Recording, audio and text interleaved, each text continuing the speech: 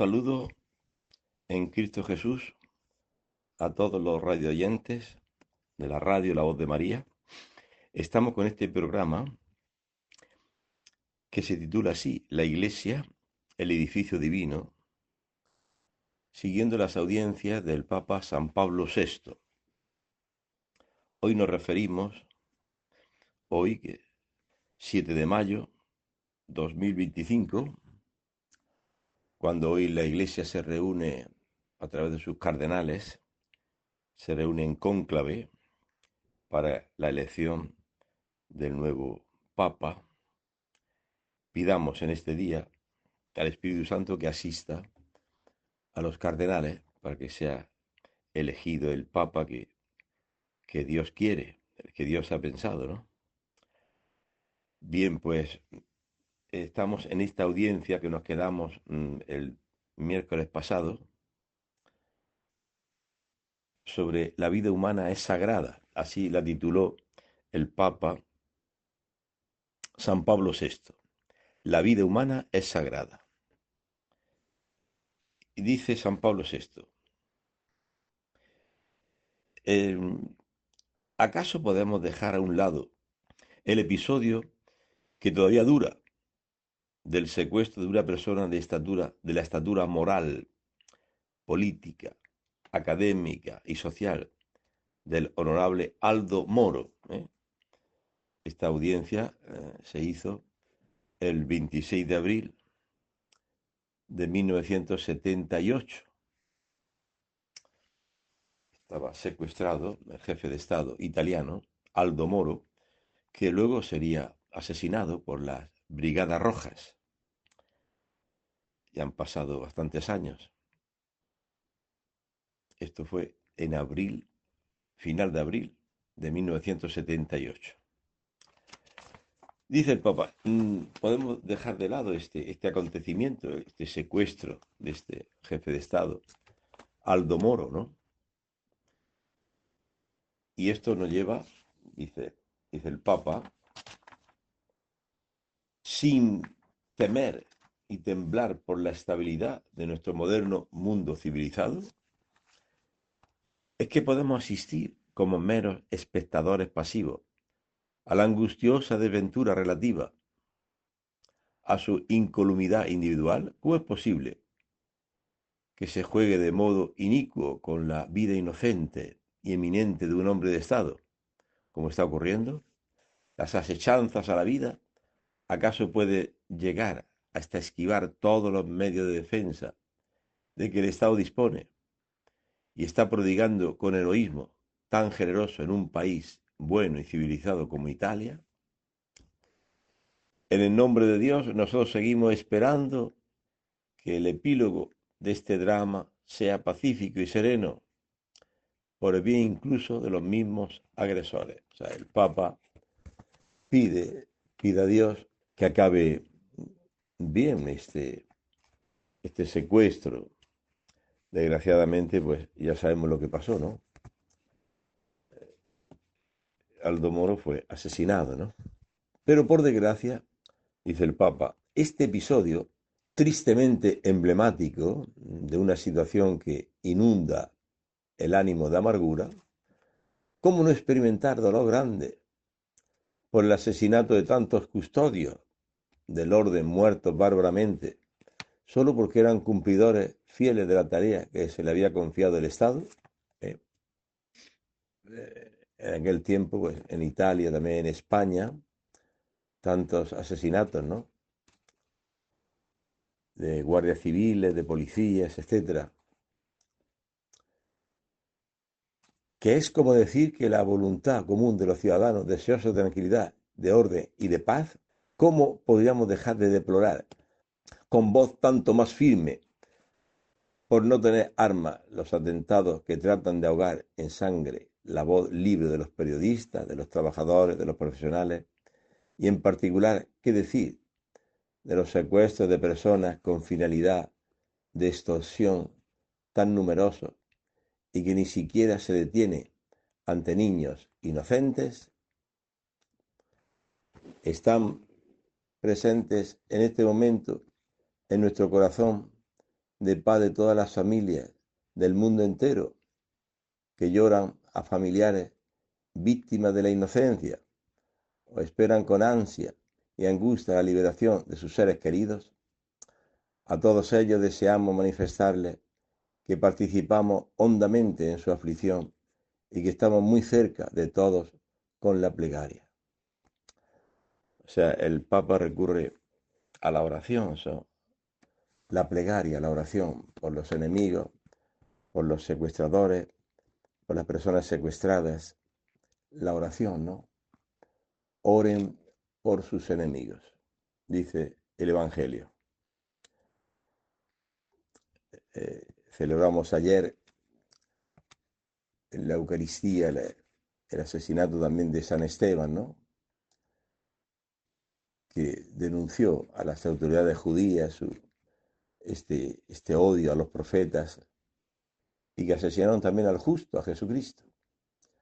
Y ellos rechinaban de odio, los empujaron fuera del templo de Jerusalén y allí lo apedrearon, ¿no? Y Saulo consentía este asesinato, este martirio de San Esteban, ¿no? Y él moría así, ¿no? Orando por sus enemigos. Orando. Señor, no les tengas en cuenta este pecado. Así como Cristo moría, ¿no? Padre, perdónales, porque no saben lo que hacen. Padre, perdónales.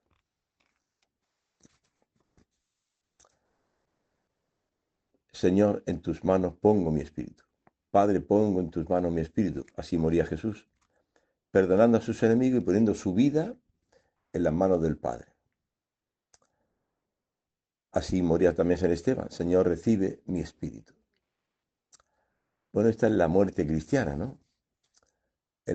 Sin desesperación, sino en los brazos del Padre. Y orando por los agresores, por los perseguidores. Padre, perdónales. Señor, no les tengas en cuenta este pecado. Qué forma tan maravillosa, de orar, ¿no? Aquí el Papa invita a la plegaria. Estamos muy cerca de todos con la oración, con la plegaria, dice el Papa. Que Dios nos dé este espíritu, ¿no? De mansedumbre. Bienaventurados los mansos, ellos poseerán en herencia la tierra, los que oran por sus enemigos. Aquí en Ecuador también, ahora estamos en mayo 2025, pues cuántas extorsiones, secuestros, robos, cuántas. Pues pidamos al Señor que nos dé esa valentía, ¿no? De confiar en Él y orar por los enemigos, a imitación de Jesús, ¿no? Y teniendo en cuenta que nosotros seguimos a uno cuya sangre es mejor que la de Abel. Sabemos que la sangre de Abel es la sangre de un justo derramada por su hermano, ¿no? La sangre de tu hermano clama a mí. ¿Qué has hecho? Caín, ¿no? Nosotros hablamos de una sangre mejor que la de Abel, porque la sangre de Abel pues pide justicia, pero la sangre de Cristo pues pone en comunión, reconcilia a los pecadores con Dios Padre. Es mejor la sangre de Cristo, ¿no? Que hace justos a los injustos. Bueno, pues pidamos a Dios que nos dé esta confianza, ¿no? Este amor a los enemigos, dice el Papa San Pablo VI. En particular, ¿qué decide los secuestros de personas con finalidad de extorsión tan numerosos? Y que ni siquiera se detiene ante los niños inocentes. A todos ellos, dice el Papa, deseamos manifestarle que participamos hondamente en su aflicción y que estamos muy cerca de todos con la plegaria, la oración por los que sufren y por los perseguidores. En esta enumeración rápida, dice el Papa San Pablo VI, y dramática, a la vez de atentados contra la vida, no podemos callar lo que están perpetrando frecuentemente, por desgracia, bajo el signo de la ley. Pensamos ante todo en el aborto. Ha enumerado el Papa pues, los secuestros, en este caso del presidente, el jefe de Estado italiano Aldo Moro, que fue secuestrado y luego asesinado por las Brigadas Rojas, y también tantos policías, tanta gente secuestrada, asesinada, etc. Y también ahora habla el Papa del aborto. Dice, todo comentario es superfluo y lo frena la situación política en que el problema se halla actualmente, pero da horror ya solo el pensar que un crimen tal obtenga, como por desgracia ocurre en otros países, la legalización. Obtienen la legalización. Y hoy esta audiencia se refiere al final de abril del año 1978. Estamos en el año mayo 2025. Han pasado ya 47 años, pero sigue actual. En algunos países está legalizando como un derecho, por ejemplo en Francia, el derecho al aborto como un derecho. Y si los médicos no lo practican, pueden ser penalizados esos médicos. O sea, dice el Papa, da horror el solo pensar que un crimen tal como es el aborto obtenga la legalización, más aún, la asistencia de los servicios sociales bajo el pretexto de acudir en ayuda de unas mujeres desgraciadas, que luego llevaran en el corazón toda la vida el remordimiento de haber consentido que se ofendiera lo más sublime e inefable que la mujer puede poseer en el orden natural, la maternidad. Dice el Papa que llevarán luego el remordimiento toda su vida, porque es verdad, en el aborto el primero que sufre, el primer asesinato del niño, pero luego también la madre que lleva ese remordimiento toda la vida, ¿no? Haber matado a su propio hijo, ¿no?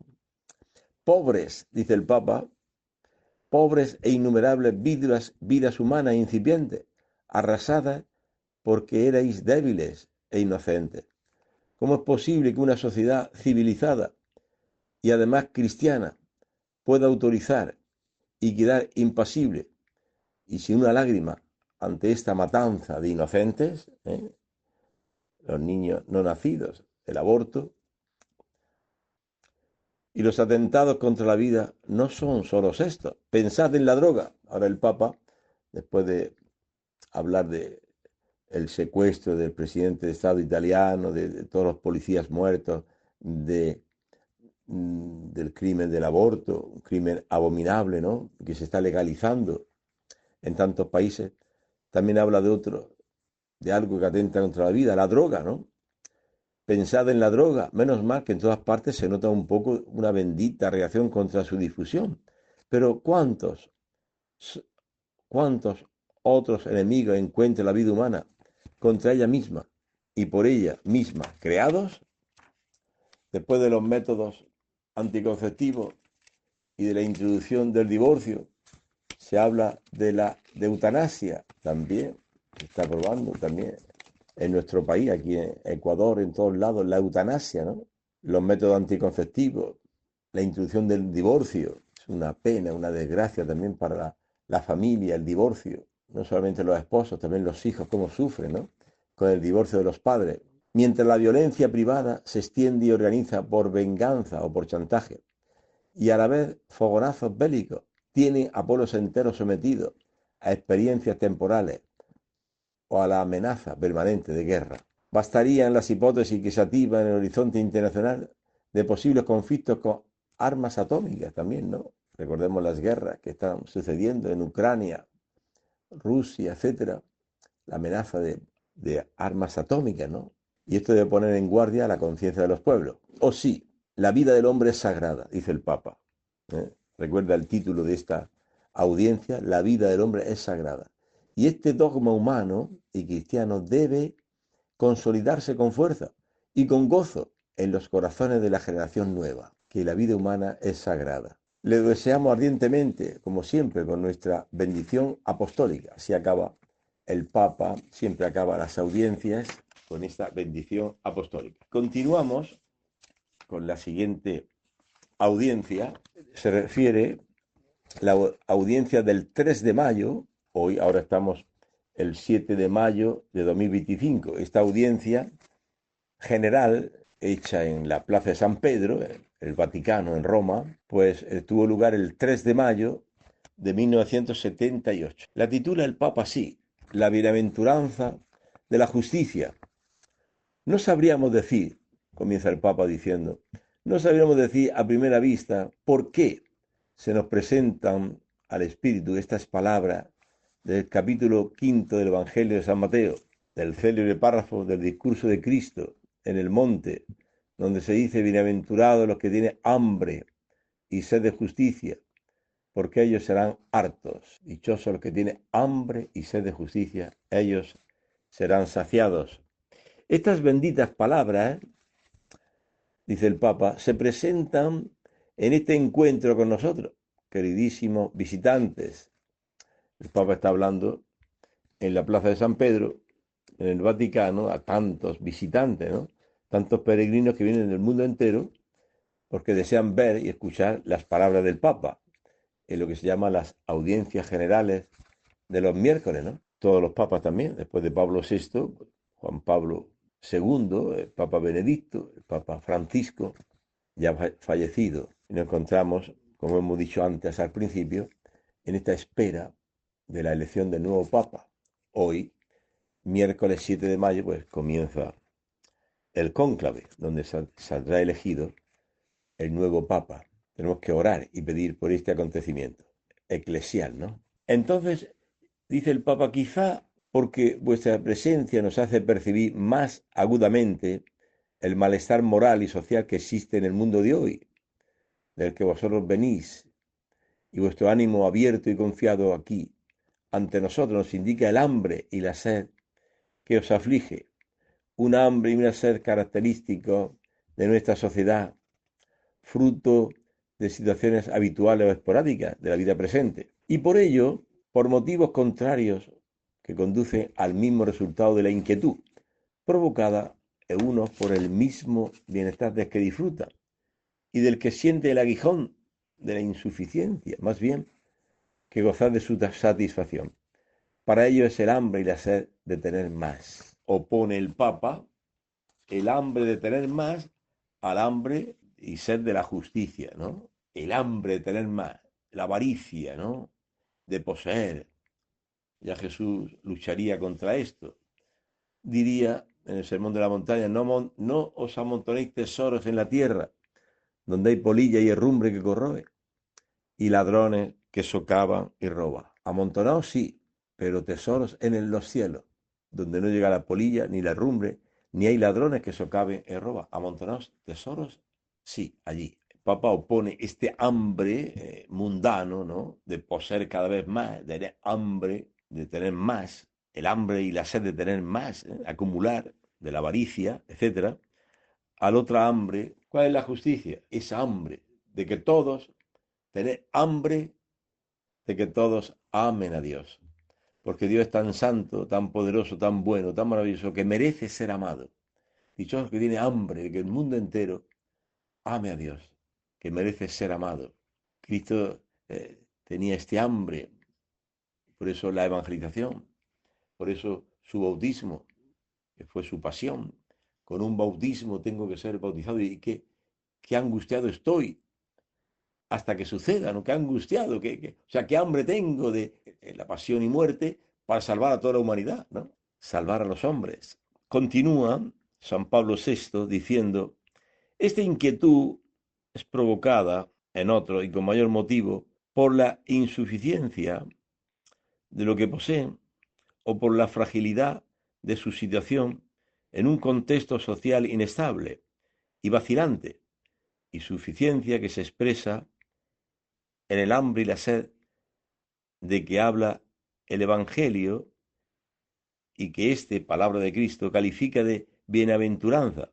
Bienaventurados los que tienen hambre y sed de justicia, porque ellos serán hartos, serán saciados. El que tiene hambre y sed de justicia, ellos serán saciados. ¿Qué vamos a decir de estas palabras evangélicas? Ante todo diremos que si bien en forma y medida distinta reflejan una realidad esencial y psicológica que podemos llamar común, es decir, de todos, la realidad derivada fundamentalmente de la misma naturaleza del hombre. El hombre hay que reconocerlo es un ser incompleto, que incluso cuando está satisfecho no está saciado, ser hecho de tal modo que siempre se halla atormentado por el hambre y la sed, por los deseos que estarían reclamando mayores satisfacciones. El hombre es como José, el hijo predilecto de Jacob, a quien él define en la Biblia hijo que crece, retoño que se abre, de Jacob, vendido a los mercaderes que iban a Egipto. Y él lloraba porque amaba a sus hermanos, ¿no? Pero le vendieron. Pero la figura de José es muy importante porque es figura de Cristo, ¿no? Vendido también por sus hermanos, por Judas, por 30 monedas. Pero lo maravilloso en José es que él hace la voluntad de Dios. Y aunque vaya a un mercado de Egipto y sea vendido, Putifar lo comprará, pero puesto en su casa, se ganó la confianza, porque hacía la voluntad de Dios. Se ganó la confianza de su jefe, que lo puso administrador en su casa. Qué importante es ganarse la confianza en el trabajo, donde estés, haciendo la voluntad de Dios, sin robar. En tantos trabajos se roba, en tantos lugares se miente, se roba, se pierde la confianza hasta llenar a las empresas pues, de tantas medidas de seguridad, porque es un hecho que se roba. Yo, hay una empresa que nos regala algunos sacos de arroz para la Cáritas, los más pobres, y de madre mía, para pasar los filtros, el guardia de fuera, luego la balanza que pesa en el coche, el carro, luego a la oficina, luego a la otra oficina, luego que te dan eso, luego vuelven a pesar el coche con la mercadería y luego el guardia o sea, hay como 8 filtros, o sea, se roba tanto en las empresas, en todos lados, que es necesario pasar por un filtro, por otro, por otro, por otro, para que luego salgas con los sacos que te dona la empresa. Es así, ¿no? Eh, José se ganó la confianza de Putifar, porque estaba con Dios, hacía la voluntad de Dios, de tal manera que lo puso como administrador de toda su casa. Pero como toda obra de Dios tiene que ser firmada por el demonio, la mujer de Putifar se fijó en él, se enamoró de él, y no dice un día, si leemos el Génesis, no dice un día, dice todos los días le proponía irse a la cama, irse a pecar. José, firme en la voluntad de Dios, dice, no, eso es adulterio. Mi Señor me ha puesto al frente de toda su casa, excepto de ti, que eres su esposa. El adulterio es un pecado gravísimo. Y José decía, no, porque hacía la voluntad de Dios. Es, es el hijo, dice el Génesis, dice, es el hijo que crece, el retoño que se abre, le llama el Papa San Pablo VI. El hijo que crece, crece en la voluntad de Dios, crece haciendo la voluntad de Dios como Jesús, crecía en estatura, en gracia y sabiduría delante de Dios y de los hombres. Así José va creciendo. Claro que el demonio sigue actuando y entonces esta mujer de Putifar lo calumnia y otro pecado de Putifar, no escucha a José, solamente se deja guiar por lo que dice los gritos de su mujer y lo meten preso a José. Pero preso como Dios estaba con él, ahí interpreta bien los sueños de, de aquel panadero, de aquel copero del rey. Bueno, eh, José interpretando sueños, ¿no? Dios estaba con él.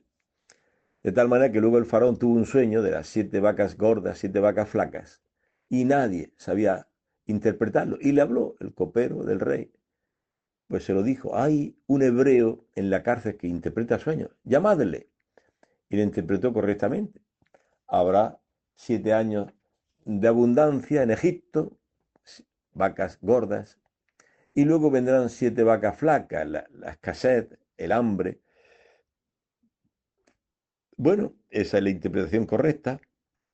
Y el faraón pone a José como primer ministro al frente de su pueblo, que supo organizar y acumular graneros de trigo para dar de comer a Egipto y al mundo entero.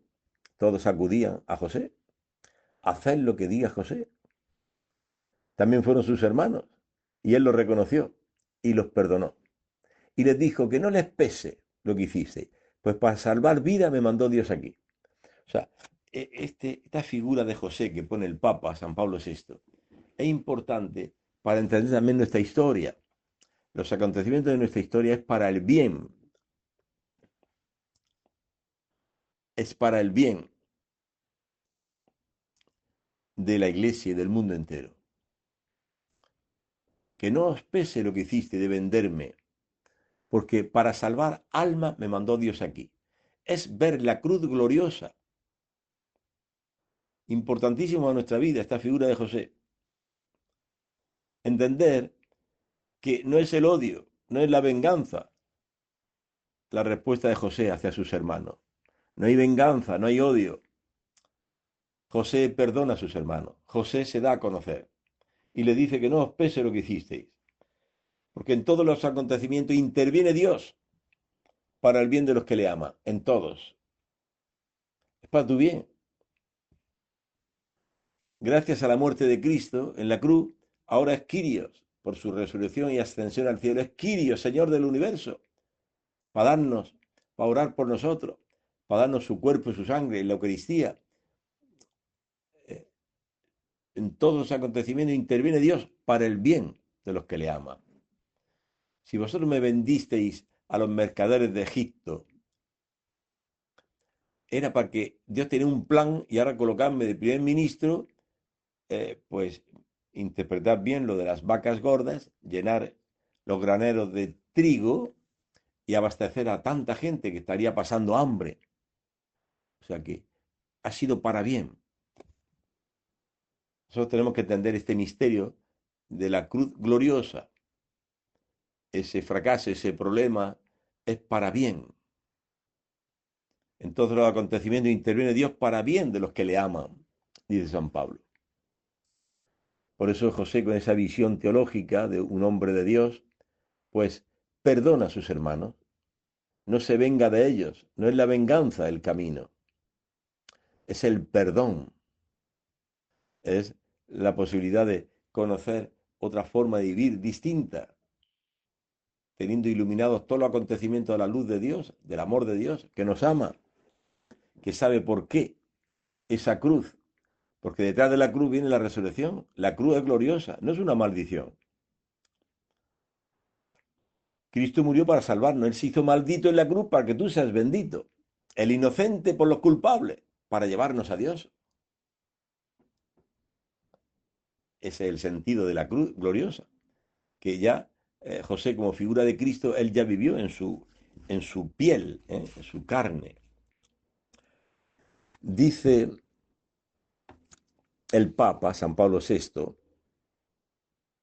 el aspecto positivo de esta tendencia a desear crecer y tener consiste en que esté de acuerdo con la justicia, es decir, según un designio divino, inscrito en la naturaleza ideal del hombre, tal como Dios creador lo ha inserido, lo ha injertado implícitamente en la concepción modélica, buena, del hombre mismo.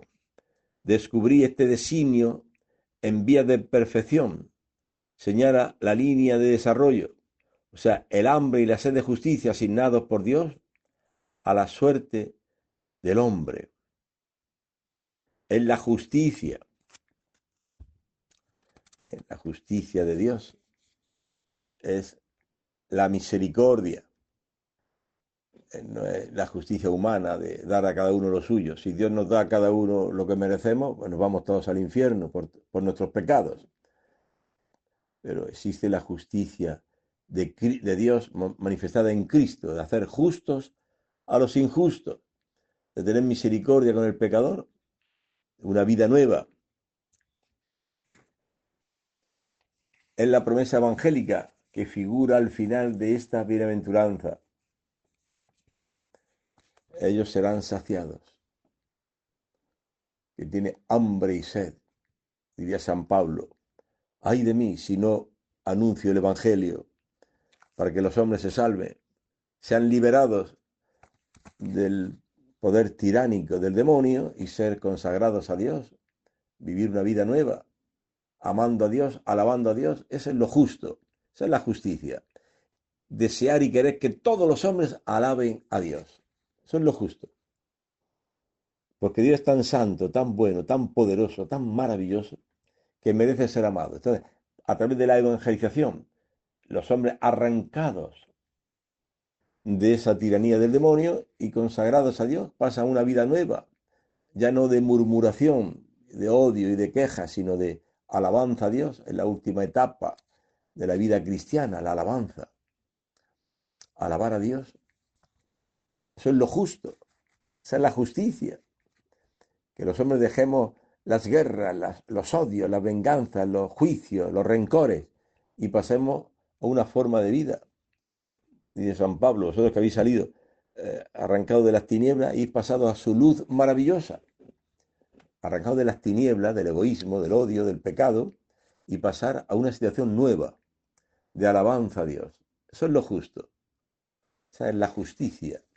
Trabajar por esta justicia, para que los hombres pasen del odio al amor, de la tiniebla a la luz, que es amar a Dios y amar al prójimo. Eso es lo justo.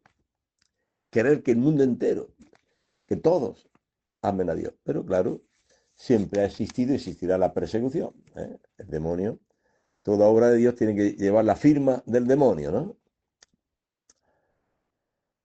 En la economía, dice el Papa San Pablo VI, en la economía evangélica, el hambre y la sed de esta perfección serán al fin saciados. Cristo está saciado a la derecha del Padre. Dichosos los que tienen hambre y sed de justicia, ellos serán saciados. Con un bautismo tengo que ser bautizado y qué angustiado estoy hasta que se cumpla. Hay una frase de San Juan Dávila que dice que Cristo deseaba el día del Calvario más que el novio la noche de bodas. ¿Por qué? Porque no estaba pensando en los latigazos, la corona de espinas, los clavos clavados en la cruz. No estaba pensando en eso, sino estaba pensando que te iba a llevar a ti, a través de la cruz, te iba a llevar al cielo. Te iba a llevar a la presencia de Dios. Y llevaba un gozo en el corazón, decía San Juan Dávila, ¿no? O sea, que no iba por la vía dolorosa. En Jerusalén, los peregrinos cristianos, pues hacemos la vía dolorosa, camino del Calvario. No iba Jesús renegando y maldiciendo, eso somos nosotros tantas veces, porque nos falta el Espíritu de Cristo. Él iba, llevaba un gozo en el corazón, porque iba a salvar a hombres, como dice estos días, que estamos leyendo el Apocalipsis, en el cielo esa muchedumbre inmensa, miríadas y miríadas de hombres de toda raza, lengua, pueblo y nación que alaban, que van con túnica blanca, con las palmas en las manos y alaban al que está sentado en el trono, al Padre Dios y al Cordero, a Jesucristo, eternamente. La alabanza a Dios. Nuestra etapa final, ¿no? Seremos saciados, ¿no? Dice el Papa San Pablo VI, en la economía evangélica, el hambre y la sed de esta perfección serán al fin saciados. alabando a Dios eternamente, la vida celestial que nos espera. Y decía San Juan de Ávila algo que es muy bello respecto a este estar saciados, que dice el Papa, al fin seremos saciados. Dice San Juan de Ávila que por el olor llegamos al sabor. ¿Qué quiere decir esto? Tú entras por la puerta de tu casa, vas por el pasillo de casa y hueles. Bueno, conozco un médico que no huele, tiene un problema en el olfato y no huele, un hermano misionero. Pero bueno, exceptuando estas cosas, normalmente olemos, ¿no? Y dice San Juan de Ávila, por el olor llegamos al sabor. Si tú vas por el pasillo de casa y hueles, oye, ese sancocho, esa menestra, ese cocido madrileño o esa paella, si hueles, eh, por el olor llegamos al sabor. Si tan bueno es el olor, ¿cómo será el sabor? Sentarse a la mesa en el banquete, en la comida, ¿no? Entonces, esto que dice el Papa, al final este hambre y esta sed seremos saciados, es verdad. No podemos hacer caso del demonio que te dice que eso del cielo, eso son tonteras, o dicen los ateos, hay que pensar en esta vida, no vivir alienados con el cielo. No, no, que eso no existe. El ateo dice, son tonteras, aquí el paraíso está aquí, hay que hacer el paraíso aquí en la tierra, el marxismo, lo que sea, ¿no? Y no, hay que ver, nosotros creemos en el cielo. ¿Por qué? Lo estamos viendo, bueno, confusamente. Sí, dice San Juan de Ávila, por el olor llegamos al sabor. Nadie me puede decir, no hay comida en la olla, no voy a comer nada. ¿Cómo que no voy a comer nada? Dentro de 10 minutos o de media hora. Claro que sí que voy a comer, si lo estoy oliendo. La comida, cuando voy por el pasillo de casa, estoy oliendo la comida. Por tanto, allí en la cocina hay comida. Nosotros estamos en esta tierra, somos la iglesia militante, estamos oliendo el cielo.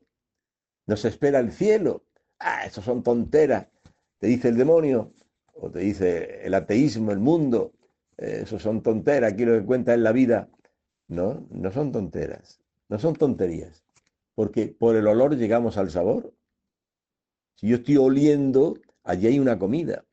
¿Y cuándo olemos nosotros los cristianos? Pues olemos, como dice San Ignacio de Loyola, a veces recibimos gracia sin causa precedente. Oye, ¿y por qué recibo yo esta gracia?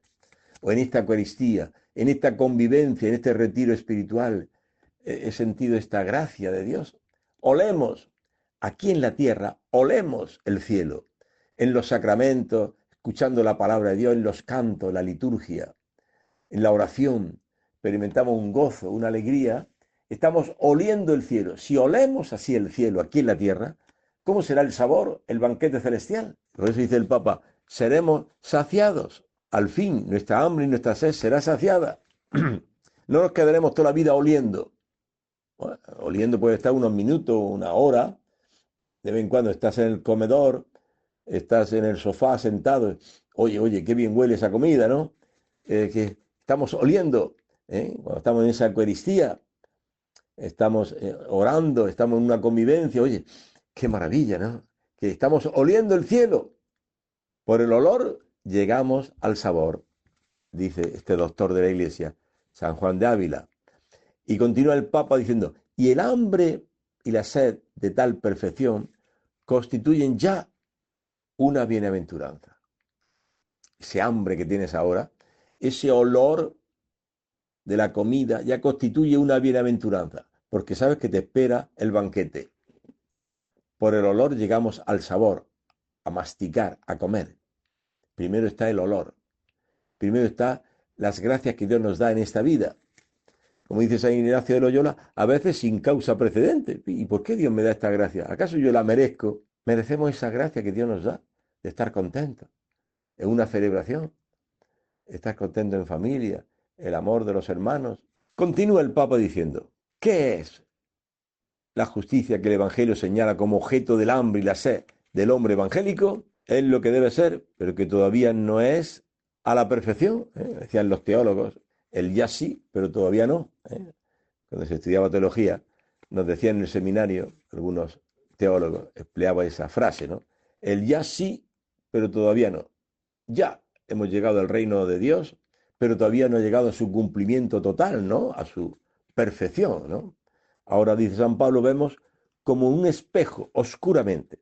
Después veremos cara a cara, la visión beatífica, ver a Dios, ser uno con Dios y vivir en la alabanza y en la comunión fraterna, donde existen los vasos comunicantes, de manera que a veces nos sentimos acomplejados cuando vemos pues la vida de, por ejemplo, de San Francisco de Asís, que madre mía, qué santidad tan maravillosa, y nos vemos pequeños, nos vemos acomplejados y de madre mía, yo no tengo. Pero en el cielo también nos beneficiaríamos beneficiaríamos de esa gloria de San Francisco de Asís o de San Pedro, San Pablo, por los vasos comunicantes.